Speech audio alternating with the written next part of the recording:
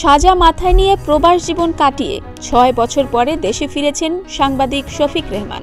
রবিবার দুপুরে বাংলাদেশ বিমানের একটি ফ্লাইটে ঢাকার হযরত শাহজালাল আন্তর্জাতিক বিমানবন্দরে স্ত্রী তালেয়া রহমানকে নিয়ে দেশে পৌঁছান তিনি। বিমানবন্দরে তাকে লাল গোলাপের শুভেচ্ছা জানান নিকটজন, সাংবাদিক সংগঠনের নেতারা ও বিএনপি ও অঙ্গ সংগঠনের নেতাকর্মীরা।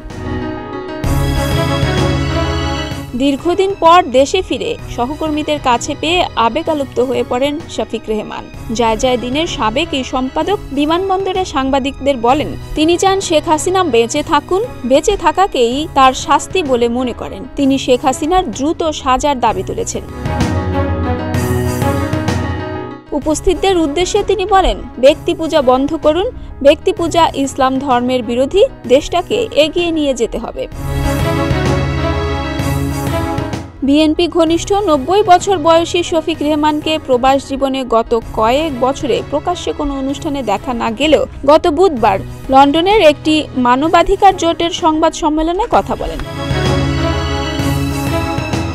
সাবেক প্রধানমন্ত্রী শেখ হাসিনার ছেলে সজীব ওয়াজেদ জয়কে অপহরণ করে হত্যার ষড়যন্ত্রের মামলায় ২০২৩ সালের আগস্টে তাকে ৭ বছরের কারাদণ্ড দেওয়া হয়েছিল।